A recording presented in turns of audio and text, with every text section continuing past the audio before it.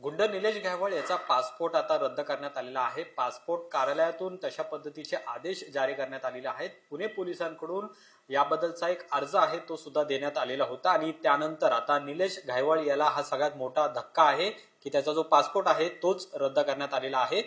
याविषयी बोलूया आपण। आपल्यासोबत पोलीस उपायुक्त संभाजी कदम सर आहेत।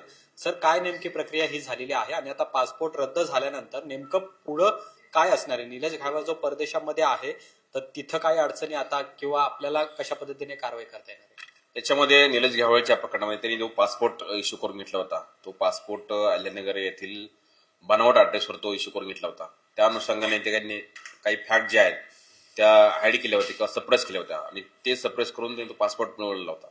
तर या संदर्भात आपण कोर्टाकडे आणि रिजनल पासपोर्ट ऑफिस यांच्याकडे सुद्धा अप्लिकेशन केलं होतं की याचा पासपोर्ट जो आहे तो रिव्होक करावा। तर त्या अनुसार रिजनल पासपोर्ट ऑफिस यांनी त्याचा पासपोर्ट जो आहे तो रिव्होक केलेला आहे। आता याच्या संदर्भात त्याला अटक करण्यासाठी बाकीच्या लिगल प्रोसिजर आहेत, म्हणजे तुमची LOC ओपन केलेली आहे, पासपोर्ट रिव्होक केलेला आहे, ब्ल्यू कॉर्ड नोटीस सुद्धा इश्यू केलेली आहे। तर या सर्व लिगल प्रोसेस सध्या सुरू आहेत आणि बिहाइंड शीट बऱ्याच गोष्टी सध्या सुरू आहेत। तो आरोपी आपल्या लवकर ताब्यात येईल। दुसरी आपल्या वेगवेगळ्या टीम्स याच्यामध्ये काम करत आहेत। एक टीम आपली कोथरूड पोलीस त्याचं जे मूळ गाव आहे सोनेगाव, खर्डा आणि त्याच्या जे नातलगाचे गाव आहेत त्या ठिकाणी ते गेले होते।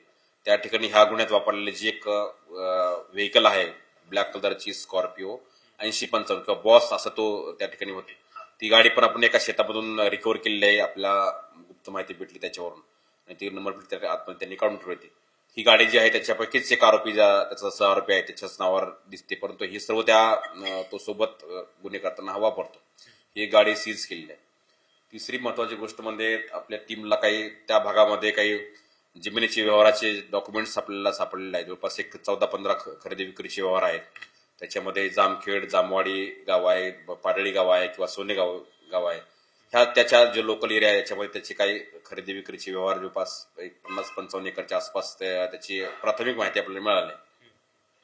त्याची स्क्रुटनी सध्या सुरू आहे, कोण देणार आहे कोण घेणार आहे या सर्व प्रकरणातल्या सर्व लोकांना या ठिकाणी चौकशीला बोलवण्यात येईल आणि कुणाची याच्याबद्दल काही तक्रार असेल किंवा बळजबरीने घेतलेली आहे किंवा अन्याय करून घेतलेला आहे तर लोकांना विनंती आहे की तुम्ही या ठिकाणी कोणताही भीती न बाळगता तक्रार देण्यासाठी पुढे यावं। पोलीस त्याच्यामध्ये लोकल पोलीस स्टेशन असेल किंवा पुणे पोलिसाकडे तुम्ही येऊ शकता, त्याच्यामध्ये 100% दखल घेतली जाईल आणि कायद्यापेक्षा कुणीही मोठा नाही, कायदा हा सर्वश्रेष्ठ आहे हे सर्वांना सांगायचं की कुणाच्याही बाबतीमध्ये काही चुकीचा प्रकार झाला असेल ह्या लोकांकडून आरोपीकडून तर कृपया समोर या, तुमच्या प्रत्येक गोष्टीची किंवा तक्रारीची दखल घेण्यात येईल। हा जो व्यवहार झालेला आहे तो निलेश घायवळ आणि त्याच्या कुटुंबियाच्या नावाने केलेला, त्याच्या कुटुंबाच्या तो स्वतः आणि त्याच्या कुटुंबाच्या नावाने हे सगळा व्यवहार आहे। तर त्याची माहिती आपल्याला मिळत आहे, त्याची डॉक्युमेंट्स स्क्रुटनी करणे याचं काम सध्या सुरू आहे। याच्यापूर्वी सुद्धा आपल्या त्याच्या घरामध्ये हाऊसमध्ये जवळपास 40 डॉक्युमेंट्स आपले मिळाले होते, त्याची सुद्धा स्क्रुटनी सुरू आहे। त्यात काही व्हेकलचे डॉक्युमेंट्स आहेत, काही ज्या ठिकाणचे खरेदी विक्रीचे व्यवहार आहेत ते सुद्धा त्याच्या घरामध्ये सापडले होते, ते पंचनाम्यामध्ये आपण ते जप्त केले। ते सध्या स्क्रुटनी आणि 1 by 1 त्या डॉक्युमेंटची तपासणी सध्या सुरू आहे। सर, आपण ज्या गाड्या जप्त केलेल्या आहेत आतापर्यंत किती गाड्या जप्त केलेल्या आहेत आणि आणखीन काही गाड्या जप्त करायच्या आहेत का? त्या अनुषंगाने काही चौकशी चालू आहे का? कारण की निलेश घायवळ हा जेव्हा फिरत होता रस्त्यावरून किंवा सोशल मीडियावर त्याचे जे काही रील्स होते त्याच्यामध्ये अनेक गाड्या ज्या होत्या त्या आपल्याला बॉस नावाच्या त्यामध्ये दिसायच्या। ह्या गुन्ह्यातल्या प्रत्येक गाडी पोलीस जप्त करतील। आतापर्यंत 4 गाड्या जप्त केलेल्या आहेत, अजून सुद्धा काही गाड्या आहेत त्या सुद्धा वर्कआउट त्याच्यावर सुरू आहे। त्या सर्व गाड्या पोलीस या गुन्ह्यामध्ये जप्त करतील। पासपोर्ट संदर्भातला प्रश्न, आता पासपोर्ट रद्द केलेला आहे तर निलेश घायवळ आता जिथं असेल तिथं त्याला पासपोर्ट वापरता येणार नाहीये, म्हणजे त्याची अडचण आणखीन वाढलेली आहे। तर त्या दृष्टीने आणखीन काही कडक किंवा फास्ट अशी पावलं आपण उचलणार आहोत। याच्यात ज्या लिगल प्रोसिजर आहेत, पासपोर्ट रिव्होक झालेला आहे, नोटीस इश्यू झालेल्या आहेत, LOC ओपन आहे आणि बाकीच्या पण यंत्रणा याच्यामध्ये काम करत आहेत, तर लवकरच हे आरोपी सुद्धा आपल्या ताब्यात येतील।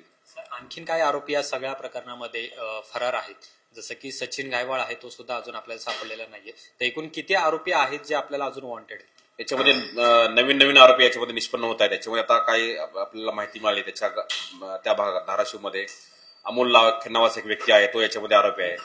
निलेश कोणतरी विकी चव्हाण आहे, तो याच्यामध्ये त्याचा पण इन्व्हॉल्वमेंट आहे, कारण अमोल लाखेच्या काही अकाउंट्सवरून निलेश घायवळला काही मोठ्या प्रमाणामध्ये पैशाचा व्यवहार झालेला आहे आणि अमोल लाखेच्या अकाउंट सुद्धा काही 10-12 कोटीचे एकाच अकाउंटवरती व्यवहार झालेले दिसून येत आहे. हे सर्व रॅकेट किंवा म्हणू शकतो किंवा याच्यामध्ये निलेश घायवळ आणि त्याचे सर्व पूर्ण गँग याच्यामध्ये इन्व्हॉल्व आहे असं दिसत आहे. आता ह्या प्रत्येक गोष्टीची जी स्क्रुटनी ती पोलीस करत आहेत, याच्या ज्या गोष्टी आपल्या बाहेर निघतील त्याप्रमाणे पोलीस याच्यामध्ये कारवाई करतील. खूप खूप धन्यवाद सर आमच्याशी बोलल्याबद्दल. तर हळूहळू आता पुणे पोलीस निलेश घायवळ याच्या मुसक्या आवळत आहेत. एक गाडी जप्त केलेली आहे, दुसरीकडे त्याचा पासपोर्ट सुद्धा रद्द झालेला आहे. तर नगर मधल्या काही ठिकाणी जमीन खरेदी विक्रीचे व्यवहार सुद्धा कुटुंबाच्या नावाने झालेले आहेत. त्याची सुद्धा छाननी आहे ती पुणे पोलिसांकडून सुरू झालेली आहे. कॅमेरामन तुषार नानावरेसह अमोल धर्माधिकारी, लोकशाही मराठी, पुणे. लोकशाही मराठी ऐका, पहा, जागरूक रहा.